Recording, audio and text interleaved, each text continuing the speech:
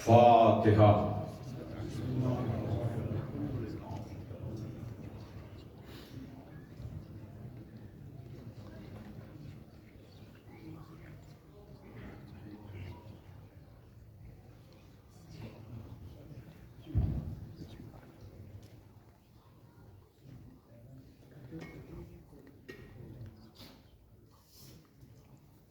اعوذ باللہ من الشیطان اللعین الرجیم،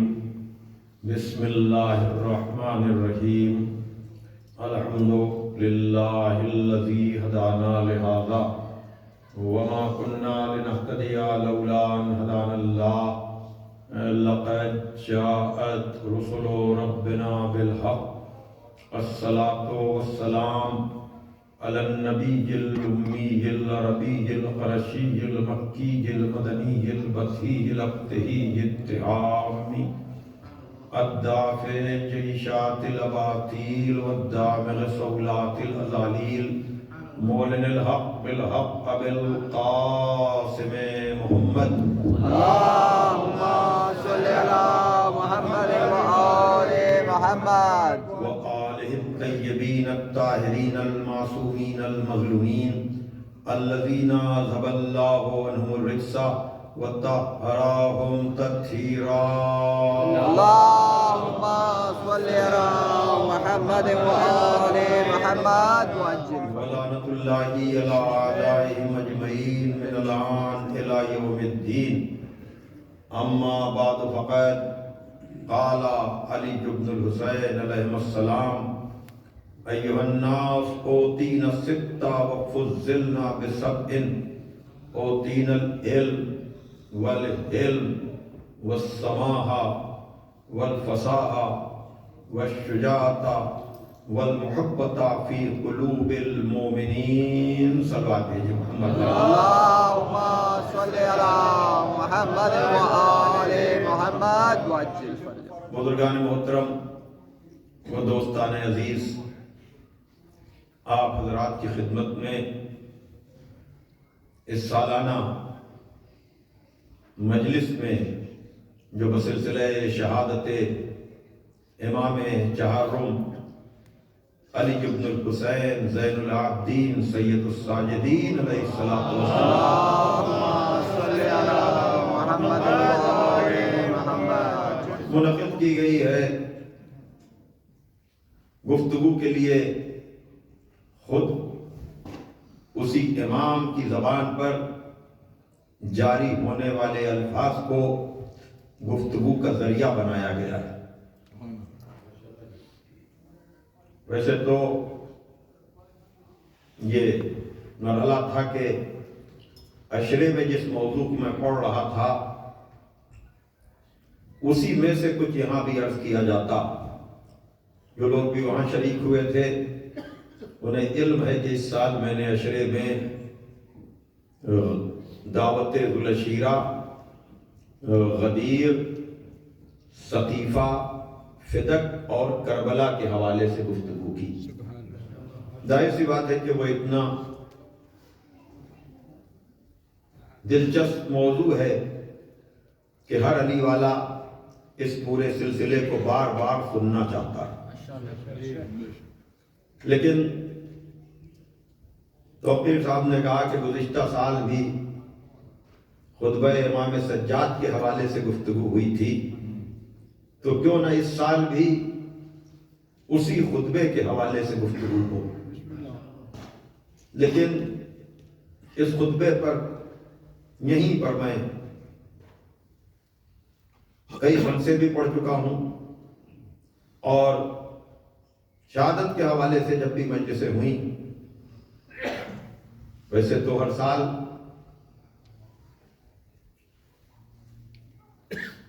توقیر صاحب چاہتے یہی ہیں کہ میں مجلس پڑھوں، لیکن کبھی پڑھ پاتا ہوں کبھی نہیں۔ لیکن گزشتہ سال اور اس سال تو میں یہ 4 مصرے پڑھ دیا کرتا ہوں، بار بار پڑھتا ہوں۔ شاید پہلی دفعہ بھی جب میں یہاں آیا تھا تب بھی پڑھا تھا۔ آپ کی اور سبھی کی محبتوں کے نام کہ میرا شرف کہ تو مجھے جواز افتخار دے، میرا شرف کہ تو مجھے جواز افتخار دے، فقیر شہر علم ہوں زکوٰۃ اعتبار دے، فقیر شہر علم ہوں زکوٰۃ اعتبار دے، میں جیسے تیسے ٹوٹے پھوٹے لفظ گڑھ کے آ گیا، میں جیسے تیسے ٹوٹے پھوٹے لفظ گڑھ کے آ گیا کہ اب یہ تیرا کام ہے، بگاڑ دے سنوار دے۔ ظاہر سی بات ہے کہ اس بارگاہ میں گفتگو کرنا ہم جیسے ہیچ مداح کے لیے، نہ جاننے والے کے لیے، ہمیشہ ہم یہی کہتے ہیں کہ ہم اپنے ذکر سے ان کی فضیلتوں میں کوئی اضافہ نہیں کرتے، بلکہ ہم تو اپنے ظلمت کدے قلب میں ان کے ذکر کے انتصاب کی چند شمع روشن کر کے اپنے شجرے کا تعارف کراتے ہیں، ماشاءاللہ اپنے سلسلے کی پاکیزگی کا اعلان کرتے ہیں، اس لیے کہ یہ وہ لوگ ہیں جن سے رزق کو دور کرنے کا اعلان اللہ نے کیا ہے، تو ان کا ذکر کر کے آدمی خود معتبر ہو جاتا ہے۔ بہرحال خطبہ جو ہے وہ پس منظر پر گفتگو چاہتا ہے کہ چوتھے امام کا یہ لاجواب و بے مثال خطبہ اپنوں کے درمیان باتیں کرنا آسان ہے، نارمل لائف میں کوئی خطاب کرنا آسان ہے، لیکن بگڑے ہوئے حالات میں ایسی مصیبتوں سے گزرنے کے بعد ظاہر سی بات ہے کہ مسلسل مجلسوں کا سننے والا مجمع بیٹھا ہوا ہے، اسے کربلا کا پس منظر بتانے کی ضرورت نہیں ہے، لیکن شاعر نے عجب طرح سے کہا کہ یہ کون راہ شام سے گزرا ہے ننگے پاؤں۔ سنیے گا، پس منظر بس نثر میں بات کرنے کا موقع نہیں ہے، یہ کون راہ شام سے گزرا ہے ننگے پاؤں، کہ رستہ تمام خونے کفے پاسے لال ہے، طے کر گیا مسافر بیمار راہ شام، طے کر گیا مسافر بیمار راہ شام، دنیا سمجھ رہی تھی کہ چلنا محال ہے، یعنی جہاں چلنا محال ہو، اس لیے کہ ظلم و بربریت، دشمنی اور عناد، کفر و نفاق نے ایسے ہونے والے ظلم کو اب تک دیکھا نہیں ہوگا جیسا ظلم کربلا میں ہوا۔ توجہ کیجئے گا، اس لیے کہ خطبے تک آنے کے لیے چند مراحل کو طے کرنا ضروری ہے۔ یعنی اب تک سارے امتحان دینے والوں نے جو امتحانات الگ الگ دیے تھے، وہ سارے امتحانات بلکہ اس سے بھی کچھ آگے مولا حسین نے ایک دوپہر میں تنہا دے دی۔ اس کا پڑھنا آسان ہے، سننا آسان ہے، لکھنا آسان ہے، لیکن رسول کے نواسے نے، علی کے بیٹے نے، زہرا کے دلبند نے وہ ثبات قدم کا مظاہرہ کیا کہ ایسے عبد کو دنیا نے دیکھا ہی نہیں تھا، ایسے امتحان دینے والے کا اب تک کسی نے مشاہدہ کیا ہی نہیں تھا، اور اسی لیے ہمارے اور آپ کے دوسرے امام، امام حسن علیہ السلام، اللہم صلی علی محمد توجہ چاہتا ہوں میں آپ کی ایسے موقع پر کہ جب تسلی اور دلاسے کا موقع نہیں ہوتا، جو زخمی ہے اسے سہارا دیا جاتا ہے۔ ذرا سی توجہ چاہتا ہوں میں آپ کی سماعتوں پر بھروسہ کر کے، یہ معتبر ترین روایت جسے استاد الفقہا آیت اللہ وحید خراسانی داماد اللہ العالی نے اپنے انداز میں، خدا ان کو طول عمر عطا کرے، صحت و سلامتی کے ساتھ ان کا رتبہ اور مرتبہ میں ہمیشہ ان کی تقریروں کے لیے ریکمینڈ کرتا رہتا ہوں، اور آپ سے بھی کہہ رہا ہوں کہ مجھ جیسے کجمت بیاں سے تو آپ یہ باتیں سنتے ہی ہیں، لیکن ان بزرگ علماء کی زبانی بھی کبھی کربلا کو سنیں، کبھی اہل بیت کے مقام و عظمت کو سنیں، تو بس یہی ایک چیز سمجھنے اور سمجھانے کے لیے کہ دیکھیے زہر، اور ایسا زہر اس رخ سے میں نے اس بات کو کبھی نہیں پڑھا ہے، پڑھا بھی ہے تو وقت مصائب ضمناً، لیکن آج میں آغاز میں جو بات کرنے جا رہا ہوں تاکہ جناب سید سجاد کے خطبے کی اہمیت کا اندازہ ہو، کہ ذرا سا اپنے اوپر کنٹرول کیجئے گا کہ دوسرے امام پر زہر کا شدید،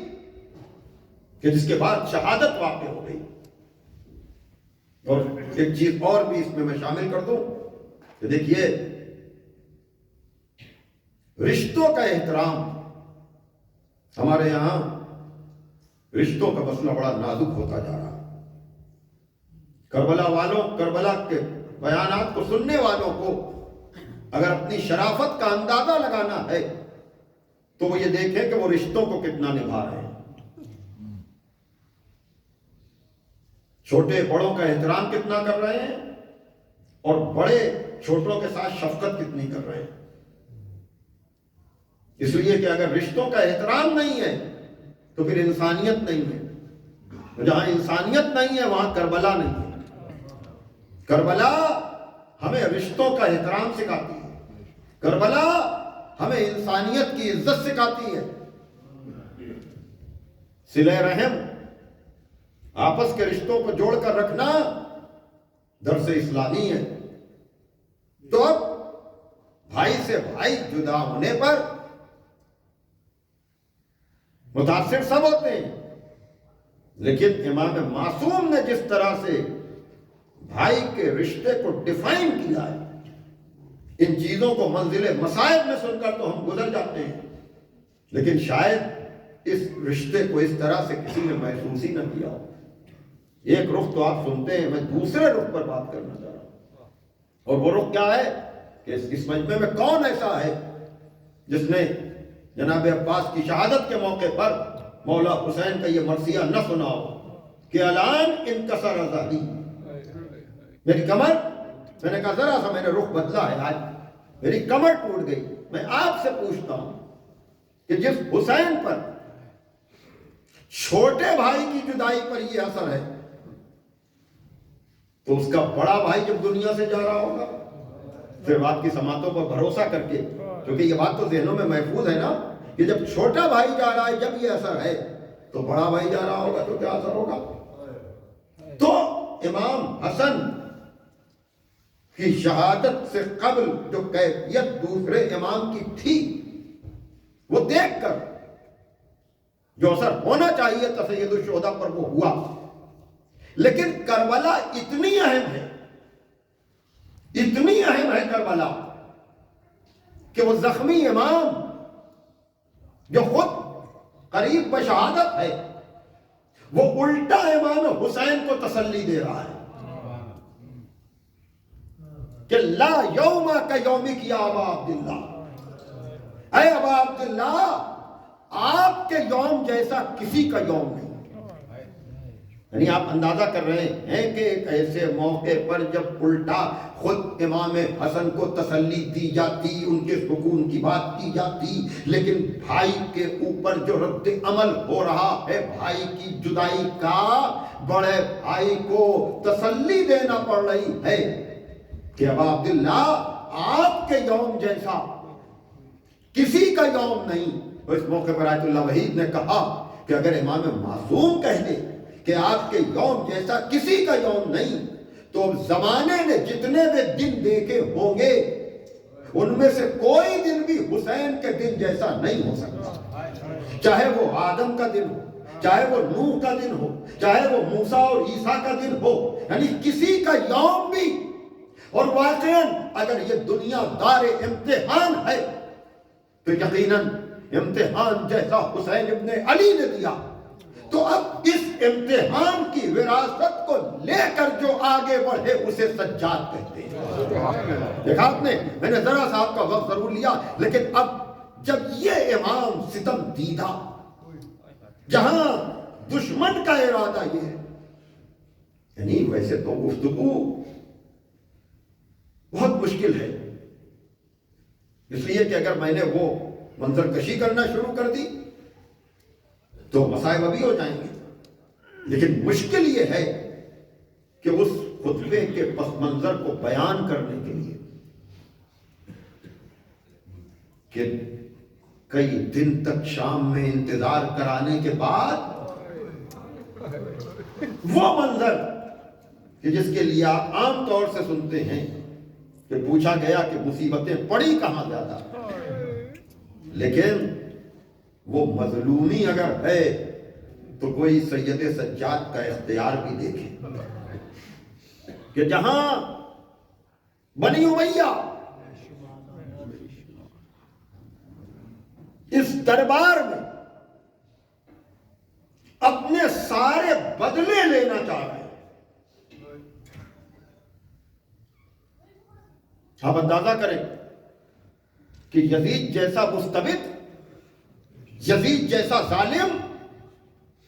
اس نے سفیروں کو بلایا ہے، اس نے مشیروں کو بلایا ہے، کرسی نشین بیٹھے ہوئے ہیں، اس میں اس کا ارادہ ہے، لیکن اللہ اکبر، اس نے اپنے طور پر بکے ہوئے خطیب کو کہ تو جا کر کے آل محمد بالخصوص مولا علی کی شان میں گستاخی کی بات، یہ چیزیں سننا، لکھنا، پڑھنا آسان ہے، لیکن بیویوں کے ساتھ دربار اور دربار میں بکا ہوا خطیب مولا علی کی شان میں گستاخی کرے، لیکن اللہ رے سید سجاد کا عزم، اللہ رے حوصلہ، ایک مرتبہ جب بکا ہوا خطیب تھک کر منبر سے نیچے آیا، ان لکڑی کے تختوں پر سے نیچے آیا، تو ایک مرتبہ ہمارا اور آپ کا امام کہتا ہے کہ اب میں بھی ان لکڑی کے تختوں پر جاؤں۔ اب جو پورا پس منظر ہے، میں نے کہا نا کہ اسی میں وقت نکل جاتا ہے، بہت مرتبہ میں نے کوشش کی ہے، لیکن اتنا وقت چاہیے ہے اس کے لیے۔ آج بھی قبل مجلس میں جب پوری منظر کشی دیکھ رہا تھا کتاب میں لکھی ہوئی، تو واقعاً دل تو چاہتا تھا کہ ایک ایک لفظ آپ حضرات کے سامنے پیش کیا جائے، اس لیے کہ یزید کا ارادہ یہ تھا کہ بدر کا بدلہ لے لے، احد کا بدلہ لے لے، پچھلی جنگوں کا بدلہ لے لے، اور لیکن یہاں بتایا کہ تو کس طرح سے ہمارا مقابلہ کرے گا، اس لیے کہ جس کے لیے انا آتینا کل کوثر آیا ہو کہ ہم نے تمہیں کثرت نسل عطا کی ہے، ہم نے تمہیں کوثر عطا کیا ہے، تو تو نسل رسول کو مٹائے گا کیسے، تو نسل حسین کو مٹائے گا کیسے۔ بہرحال ساری باتوں کو منقطع کرتے ہوئے، ترک کرتے ہوئے نفس مطلب تک میں آپ کو لے کر آؤں۔ یقیناً یہ الفاظ آپ نے اور بھی لوگوں سے سنے ہوں گے اور مجھ سے بھی سنے ہوں گے، لیکن ایک مرتبہ پھر سنیے، اور وہ یہ کہ ہمارا اور آپ کا امام گیا ہے منبر پر اور حمد و ثناء الہی کے بعد کہتا ہے ایھا الناس اوتینا ستہ وفضلنا بسبع، اے لوگوں 6 چیزیں ہمیں عطا کی گئی ہیں اور 7 چیزوں میں ہمیں فضیلت دی گئی ہے۔ شکوہ نہیں ہے، شکایت نہیں ہے، اس لیے کہ یزید کے سارے مشن کو، یزید کی ساری سازش کو بے نقاب کر دیا ہمارے اور آپ کے چوتھے امام نے، یہ کہہ کر کہ اے لوگوں 6 چیزیں ہمیں عطا کی گئی ہیں، 7 چیزوں میں ہمیں فضیلت دی گئی ہے۔ اوتینا العلم، علم ہمیں عطا کیا گیا، علم ہمیں عطا کیا گیا، بزرگی ہمیں عطا کی گئی، شجاعت ہمیں عطا کی گئی، فصاحت ہمیں عطا کی گئی، اور مومنین کے دلوں میں ہمارے لیے محبت رکھی گئی۔ صلوات پڑھیں محمد والے محمد پر۔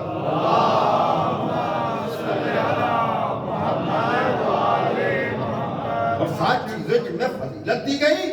نبی ہم میں سے، صدیق ہم میں سے، تیار ہم میں سے، خدا و رسول کا شعر ہم میں سے، حسن و حسین ہم میں سے، اور اس امت کا مہدی بھی ہم میں سے۔ بڑی توجہ عزیزان محترم، اس امت کا مہدی بھی ہم میں سے۔ گویا کہ ہمارا اور آپ کا امام یہ چیلنج کر رہا ہے کہ تو کربلا میں نسل رسول کو مٹانا چاہتا تھا نا، لے دیکھ میں بھی بچ کے آ گیا، اور خالی میں بچ کے نہیں آیا ہوں، اس امت کا مہدی بھی اسی سلسلے سے ہوگا۔ صلوات پڑھیں محمد والے محمد پر۔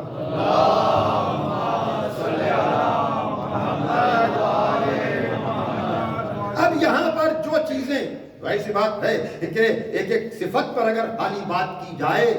تب بھی پر اشرا چاہیے ہے، اس لیے کہ علم آل محمد، حلم آل محمد، شجاعت آل محمد، فصاحت آل محمد، شجاعت آل محمد، محبت محمد وآل محمد۔ لیکن اس خطبے میں جو اور چیزیں ہیں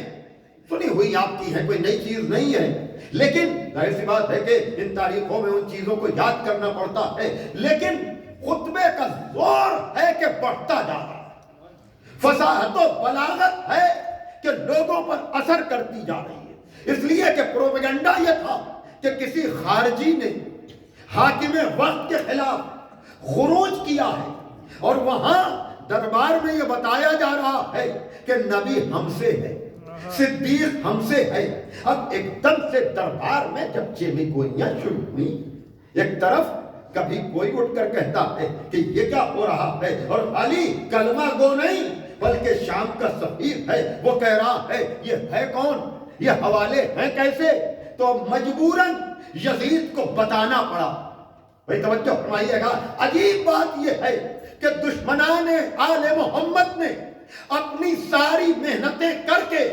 جب بھی آل محمد کا مذاق اڑانا چاہا، تاریخ گواہ ہے آل محمد کا مذاق تو نہ اڑ سکا، مذاق اڑانے والوں کا مذاق اڑ گیا۔ ماشاءاللہ۔ ایک اور صلوات پڑھتے ہیں آپ محمد والے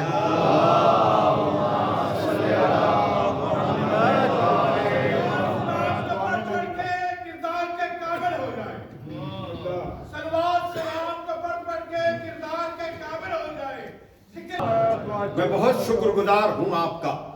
آپ پوری توجہ سے میرے بیان کو سن رہے ہیں، لیکن جس نتیجے تک میں آپ کو لے جانا چاہ رہا ہوں،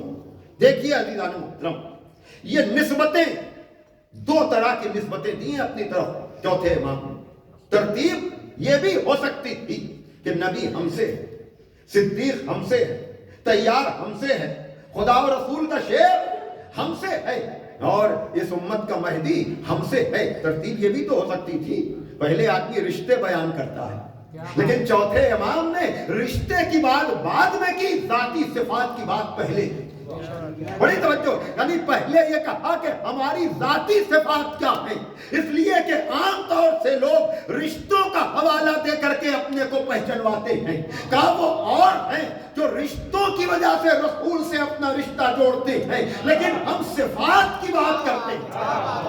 بڑی توجہ،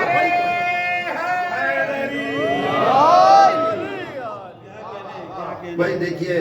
اس سے پہلے کہ بیان آگے بڑھے، چونکہ ظاہر سی بات ہے کہ جلوس کی وجہ سے لوگ تھوڑا سا تاخیر سے شاید آ رہے ہوں، لیکن بہرحال آنے والے ابھی آ رہے ہیں، اس لیے وہ لوگ جو بالکل دروازے پر بیٹھے ہوئے ہیں اور پیچھے بیٹھے ہوئے ہیں، ان سے میں گزارش کروں گا کہ آگے تشریف لے آئیے۔ آئیے ایک صلوات دیجیے آپ ذرا محمد والے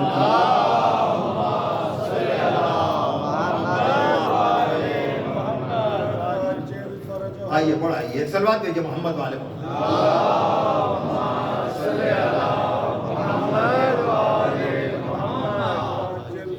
عجیب بات یہ ہے کہ ان لوگوں نے پورا پروپیگنڈا جو بھی کیا تھا وہ صرف اس لیے تھا، یا ان کی پوری پلاننگ یہ تھی، وقت ہوتا تو میں وہ حوالے بھی دیتا، اس لیے کہ ایک رات ایک صحابی معاویہ کے دربار سے واپس آیا، اس کا بیٹا گیا بھی نہیں تھا اس کے ساتھ، کہا کہ آج تو کچھ زیادہ غصے میں آیا ہے، کہا ہاں، آج میں دربار میں گیا تھا اور میں نے یزید سے کہا، معاویہ سے کہا کہ تو نے حسب منشا حکومت حاصل کر لی، تیرا اقتدار ہو گیا ہے، کم از کم اب تو برسر منبر آل محمد بالخصوص علی پر سب و شتم بند کرا دے۔ سنیے گا یہ، تو اس ملعون نے وقت اذان قریب تھا یا درمیان میں، اس نے کہا کہ ساری مخالفتوں کے باوجود، ساری سازشوں کے باوجود کیا ہم اس مؤذن کی اذان سے نام محمد ختم کر پائے؟ یعنی خود معاویہ نے اس بات کا اقرار کیا کہ ہمیں اذان میں نام محمد اچھا نہیں لگتا۔ یعنی دیکھیے سلسلے کہاں تک جا رہے ہیں، اور یہ ایسی عداوت تھی نام محمد سے کہ چاہتا تھا کہ یہ اذان میں رہنے نہ پائے۔ لیکن آپ کمال دیکھیے کہ اسی معاویہ کا بیٹا یزید پچھلے بدلے لینا چاہ رہا ہے۔ معجزے کو کہا کیا جائے، اس کرامت کو کہا کیا جائے، اس اثر کو کہا کیا جائے۔ معجزہ خالی وہ نہیں ہوتا کہ جس سے عام طور سے آدمی کہے ہماری بات سمجھ میں نہیں آئی، نہیں، اصل میں معجزہ اسے بھی کہتے ہیں جہاں آدمی سمجھ نہ پائے اور کام ہو جائے۔ بڑی توجہ، حالانکہ اگر ذرا سا میں دو جملے اور جوڑ دوں، اس لیے کہ آپ فضائل میں سننے کے منتظر ہیں لیکن موقع نہیں ہے اس کا، لیکن یاد رکھیے گا میں دوبارہ سے دربار میں آپ کو واپس لے کر کے آؤں گا۔ خود کربلا کے بعد دیکھنے والوں نے یہ منظر دیکھا ہے کہ وہ لوگ جو جسموں پر حکومت کرتے تھے، آج بھی آپ دیکھتے ہوں گے کہ دور اس 1400 برس کے بعد جب یہ ساری چیزیں ہیں تو اس دور میں بھی میں نے دیکھا ہے وی آئی پی حج کرنے والوں کو، توجہ فرمائیے گا کہ ان کو پھر آخر میں ایمبولینس میں، کیونکہ عام گاڑیاں تو ہر جگہ جا نہیں سکتی، وزیروں اور مشیروں کو رمی جمرات ہو یا اور موقع ہو، بتانے والوں نے بتایا کہ وہ ایمبولینس میں، اس لیے کہ ایمبولینس میں تاثر یہ ہوتا ہے کہ مریض جا رہا ہوگا لیکن وہ مریض نہیں ہوتا ہے، وہ وی آئی پی ہوتا ہے جس کو ایمبولینس میں، کہنے کا مطلب یہ ہے کہ ایسی عزت سے کیا فائدہ جس میں مریض بننا پڑے، اور ایسے مرض کی کمی کیا ہے کہ جو مرض ہدایت کا ذریعہ بن جائے۔ میں نے اشارہ کیا ہے، اس کے لیے میں جا نہیں سکتا ہوں پس منظر میں، لیکن یہی معاملہ جب ہشام ابن عبد الملک کے دور میں ہوا تو وی آئی پی بظاہر وہ تھا، لیکن جب طواف کرنے کے لیے مجمع میں آیا ہے تو مجمع کیا پہچانے کہ کون کیا ہے۔ مجمع نے بار بار ہشام کو پیچھے کیا، تاریخ میں ہے کہ آخر میں تھک کر ایک بلند کرسی پر بیٹھ گیا، لیکن یہ جو بیمار تھا نا، جب یہ آیا ہے جو دربار میں کہہ کر آیا تھا کہ میں ابن مکہ ہوں، میں ابن منی ہوں، اور پھر کہا گیا تھا کہ تو اسے نہ پہچانے تو نہ پہچانے، یہ تو وہ ہے جس کے نشان قدم کو مکے کی زمین پہچانتی ہے۔ اور پھر وہی ہوا بھی تھا کہ جب وہ آیا ہے تو وہی حج کا مجمع کائی کی طرح سے اس طرح سے پھٹا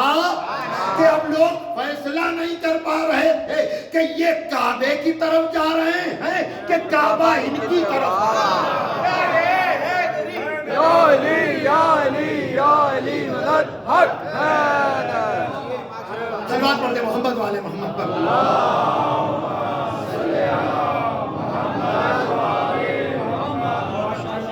بڑی توجہ اعلان محترم، تو کبھی کبھی ادھر سے صرف حجت تمام کرنے کے لیے اپنے اثر و رسوخ کا استعمال ہوا ہے، ورنہ سادہ زندگی ہی لوگوں کے لیے معجزہ ہے۔ میں جو بات کہنا چاہ رہا ہوں کہ ان کی سادگی ہی میں لوگ متحیر ہیں. مثلا جیسا کہ میں نے اشرے میں بھی عرض کیا تھا کہ عام طور سے تو لوگ اقتدار، اثر انداز ہونے کو، پریشر کو طاقت سمجھتے ہیں نا. لیکن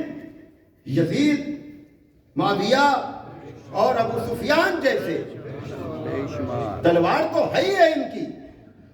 لیکن ان کی خاموشی بھی ان کو پریشان کرتی. میں نے کیا رخ اختیار کیا تھا جو فرمائیے گا کہ ارے یہ بول کیوں نہیں رہے،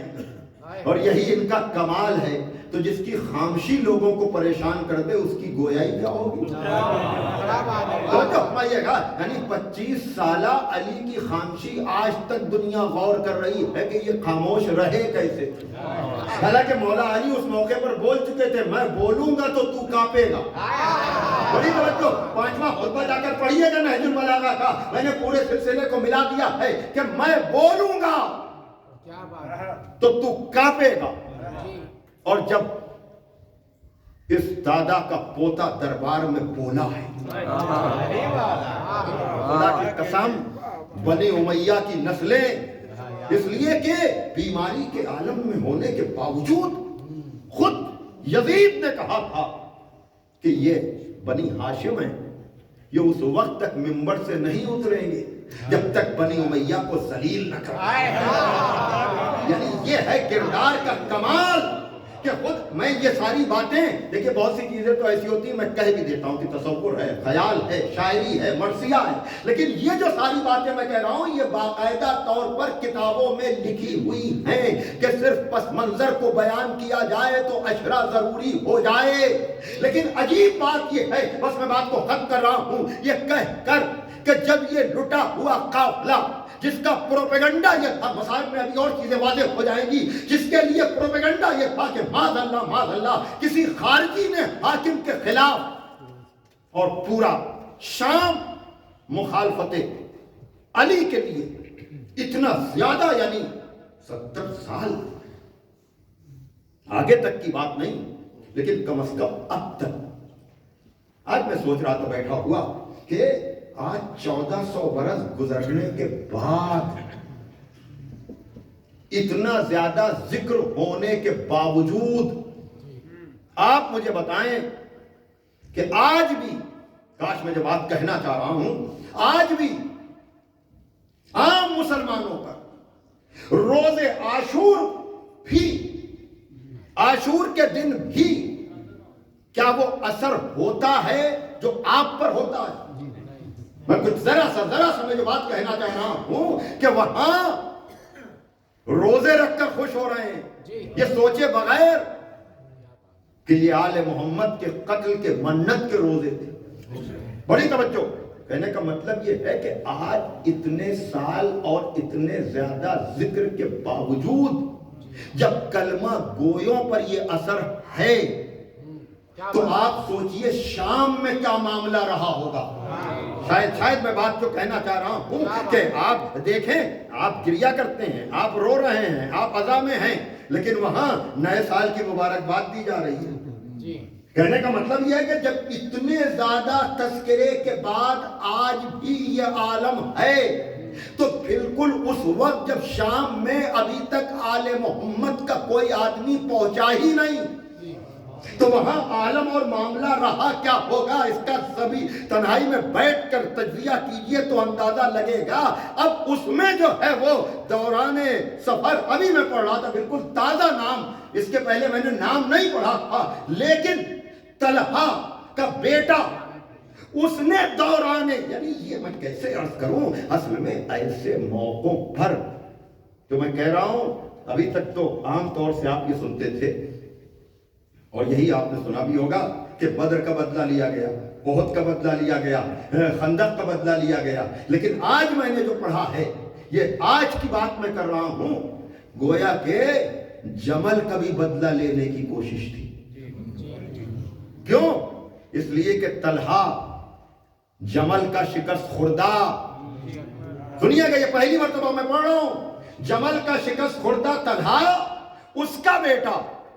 یہ سب شام میں پناہ لیے ہوئے تھے. یہ لٹا ہوا قافلہ آیا ہے اور طلحہ کے بیٹے نے امام سجاد کو اس عالم میں دیکھ کر کہتا کہ فاتح کون ہوا؟ گویا کہ کہنا چاہ رہا ہے کہ کل تمہارے باپ نے جمل میں ہمیں شکست دی تھی، آج بتاؤ جیتا کون؟ ہماری جان قربان علی کے پوتے پر دنیا کا بس ویسے تو بہت وقت چاہیے تھا اس منظر کو بیان کرنے کے لیے. وہ یہ کہہ رہا ہے جمل کا شکست خوردہ اس کا بیٹا کہ جیتا کون؟ من الفاتح، فاتح کون ہوا؟ اور مولا علی کا پوتا علی ابن الحسین کہتا ہے اذان ہوگی تو پتہ چلے گا.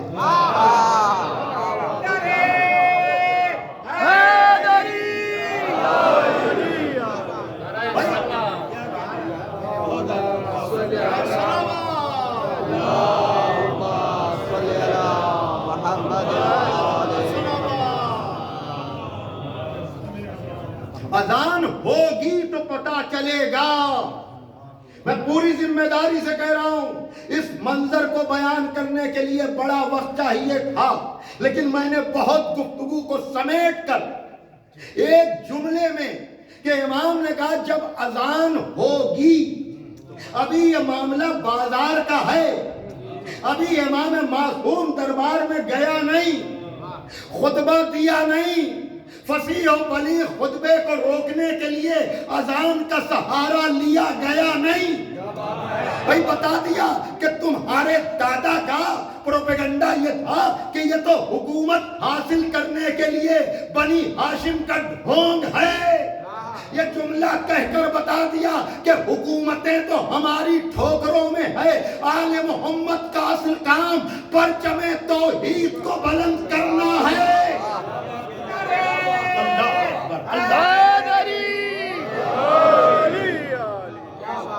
اب جو ہے یہ خطبہ دیا گیا ہے، خطبے کا زور ہے، دربار میں اثر ہے کہ اب خود یزید کو اس خطبے کے زور کو روکنے کے لیے اذان کا سہارا لینا پڑ رہا ہے. اللہ رے نگاہ سید سجاد، ابھی وہ اذان ہوئی نہیں تھی اور آپ نے بازار میں بتا دیا جب اذان ہوگی تو پتہ چلے گا. بتا دیا طلحہ اور بنی امیہ کی نسلیں ہمارے مقصد کو کیا جانے، ہمارے مقصد کو کیا سمجھیں. تم ہمیں قیدی بنا سکتے ہو لیکن ہماری فکر کو قید نہیں کر سکتے. بات تو جب ہے کہ ہم نے دربار میں پہنچ کر کے تمہاری زبان سے وہی نام بلند کروا دیا جس نام کو ہٹانے کے لیے تمہاری نسلیں گزر گئی. توجہ کیجئے گا، ایک مرتبہ مؤذن نے خطبے کو روکنے کے لیے حکم یزید پر کہا اللہ اکبر، سارے خطبے کو ہٹا دیجئے، جائیے کتابوں سے خالی ان لفظوں کو ڈھونڈ لیجئے کہ سوائے آل محمد کے کیا ایسے موقع پر نظریہ توحید کے لیے ایسی لفظیں کوئی اور ادا کر سکتا ہے؟ کبریائی کے لائق تو وہی ہے. اللہ اکبر، خدا کی قسم، توحید پر بڑے بڑے خطبے ایک طرف اور اس بگڑے ہوئے ماحول میں سید سجاد کی زبان پر آنے والا یہ لفظ ایک طرف. مؤذن نے کہا اشہد ان لا الہ الا اللہ. کون سمجھے گا آل محمد کی عظمت کو؟ کون سمجھے گا آل محمد کی فضیلت کو؟ کہاں ہے اللہ اللہ کی ضربیں مارنے والے اور ذکر فضائل کو کم کرنے کی کوشش کرنے والے؟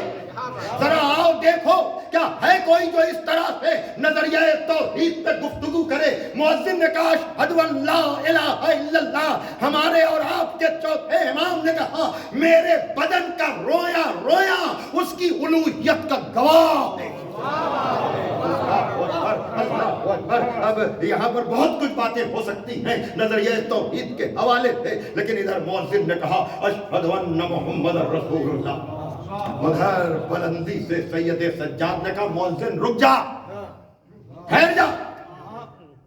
یہ غلط پروپیگنڈا ہے کہ سید سجاد رکے. نہیں،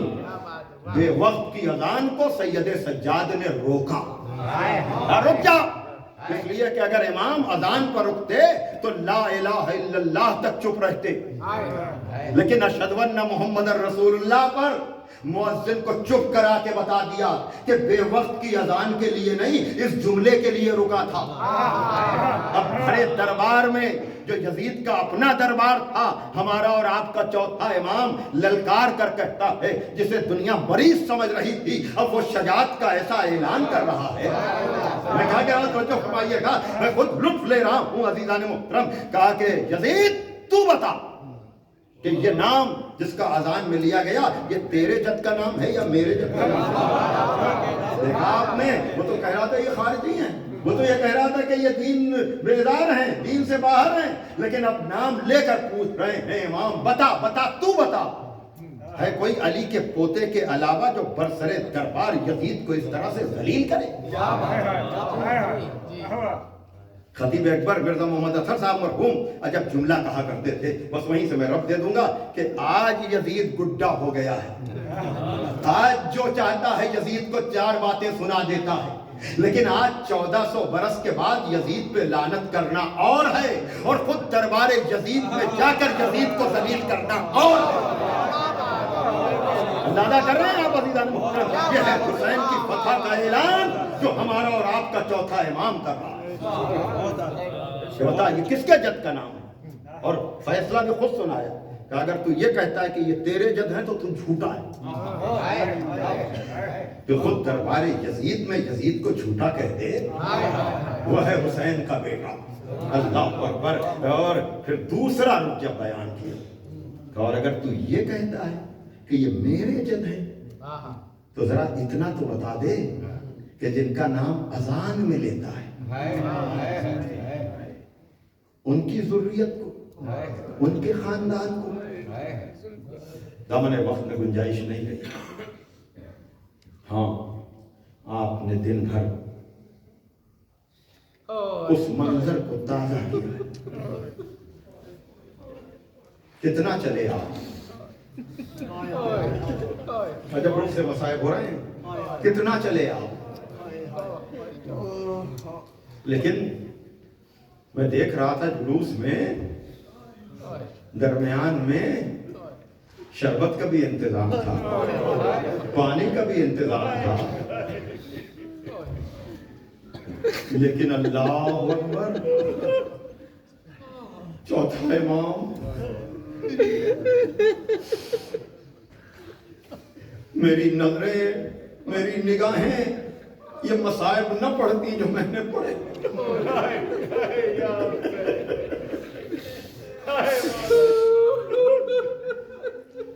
اس سے تو پوری زندگی مصیبت میں گزری، ہمارا اور آپ کا امام کہتا ہے یہ سخت مصائب میں پڑھنے کی ہمت نہیں کر پاتا ہوں، لیکن کبھی کبھی دل چاہتا ہے کہ مجمع کو بتائیں کہ ظالموں نے ننگی اونٹ کی پشت پر، یہ تصور نہیں ہے، خیال نہیں ہے، سنیں گے آپ، ہاتھ کو گردن سے باندھا اور پیروں کو اونٹ کی پشت سے، آسان ہے؟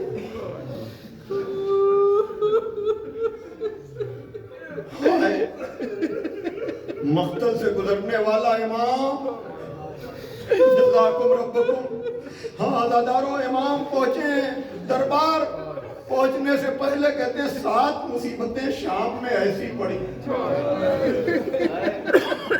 7 تو میں بیان میں کر پاؤں گا اس لیے کہ 2 جملے ذکر شہادت کے بھی کرنے، لیکن اور امام بھی زہر سے شہید ہوئے، لیکن سید سجاد تو مسلسل شہید ہوتے رہے۔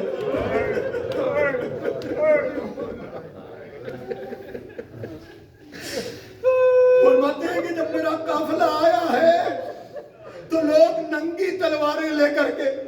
نیزوں کے ساتھ، اور کوئی تلوار چبو کر گزر جاتا، کوئی نیزہ چبو کر گزر جاتا۔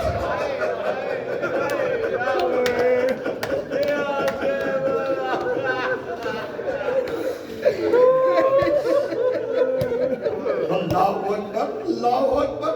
یعنی ہمت نہیں ہے. لیکن سن لیجیے عزادارو، کہا کہ ہمارے ساتھ تو یہ سلوک ہو رہا تھا، لیکن اسی پر اکتفا نہیں تھی. ہمارے ساتھ سروں کو رکھا گیا تھا اور سروں سے مسلسل بے حرمتی کی جا رہی ہے. ابھی بھی میں وہ لفظیں ادا نہیں کر پا رہا ہوں، بہرحال آپ اس سے اندازہ کر سکتے ہیں کہ جب آج 1400 برس کے بعد ہمیں وہ الفاظ دہرانے کی ہمت نہیں ہو رہی ہے تو بیٹا کیسے دیکھے، بھتیجا کیسے دیکھے، بھائی کیسے دیکھے. اس روایت میں تفصیل بھی ہے کہ عباس و حسین کے سر تو زینب و ام کلثوم کے پاس تھے، جزاکم ربکم، اور پھر علی اکبر اور قاسم کا سر جناب سکینہ کے پاس تھا. کہ اسی طرح سے مجھے پورے دن گھمایا گیا ہے اور پھر ہمیں ماں بہنوں کے ساتھ بیردا. جزاکم ربکم. تو ایسے منظر دیکھ کر آنے والا ہمارا اور آپ کا چوتھا امام، اب اس کے لیے مجلس کیسے ہوتی تھی. کوئی چھوٹا بچہ دیکھتے تھے تو آپ کو کربلا کے بچے یاد آ جاتے تھے، کسی جانور کو ذبح ہوتے ہوئے دیکھتے تھے تو آگے بڑھ کر کہتے تھے اے بھائی تو نے جانور کو پانی پلا لیا نا. وہ کہتا تھا نہیں، جب تک جانور 3 مرتبہ پانی پر سے منہ نہیں ہٹا لیتا ہم جانور کو ذبح نہیں کرتے. ہمارا اور آپ کا امام کربلا کا رخ کر کے کہتا تھا ہائے میرا بابا. جزاکم ربکم. ہاں دادارو، تصور شرط ہے. پتا ہے نا آپ کو کہ تقریباً 40 برس آپ کا یہ امام زندہ رہا. بی بی زینب نے بڑا سہارا دیا سجاد کو، بی بی سکینہ نے پیروں کے کانٹے نکالے، بی بی رباب ماں بن کر تسلی دیتی رہی. لیکن سنو گے عزادارو، 5-7 سال میں قبر سکینہ بنائے تو سجاد، پھوپھی کو دفن کریں تو سجاد، اماں کو سپرد خاک کریں تو سجاد. یعنی یہ ساری خواتین جو سجاد کو تسلی دیتی تھی، جو سجاد کو دلاسا دیتی تھی، وہ سب دھیرے دھیرے سب چلی گئی. لیکن سنو گے آپ کا یہ امام 1-2 برس نہیں، تقریباً 40 برس اپنے بابا کی مظلومی. جزاکم ربکم. ہاں دادارو، بہرحال اپنے بابا کو روتے روتے آپ کا یہ چوتھا امام، یہ 25ویں رجب کی جب تاریخ آئی ہے تو ولید کے حکم سے یا ولید ہی نے ہمارے اور آپ کے چوتھے امام کو زہر دیا ہے. زہر کا اثر ہوا ہے اور ہمارا اور آپ کا امام اس دنیا سے چلا گیا. یقیناً تابوت آئے گا، لیکن روایت کے جملے سنو گے. امام باقر نے جب غسل کے لیے باپ کا لباس ہٹایا ہے تو گلے میں اس سے آگے کچھ پڑھنے کی ضرورت تو نہیں تھی، لیکن عزادارو سنو گے. اے بار بار کربلا جانے والوں، اے بار بار نجف جانے والوں، آپ کو پتا ہے آپ نجف جاتے ہیں، کربلا جاتے ہیں، زری تک پہنچ جاتے ہیں نا، لیکن اے تابوت کی زیارت کرنے والوں، آپ کو پتا ہے اس چوتھے امام کو امام حسن کے پہلو میں جنت البقیع میں دفن کر دیا گیا. وہ جنت البقیع جہاں امام کی قبر پر آج بھی کوئی چراغ نہیں ہے، کوئی سایہ نہیں ہے. قبر کے نزدیک پہنچ کر بھی پتہ نہیں چل پاتا ہے کہ چوتھے کی قبر کہاں ہے، دوسرے کی قبر کہاں ہے. ہمارا سلام ہو اس امام پر جسے کشا کشا پھرایا گیا، اور جب بھی پوچھتا تھا کوئی مصیبت کہاں پڑی کہتا تھا شام کرسی نشینوں کا مجمع، رسول زادیاں بیردا، ماتم سجاد، واہ حسینہ، واہ مظلومہ، علی لعنت اللہ.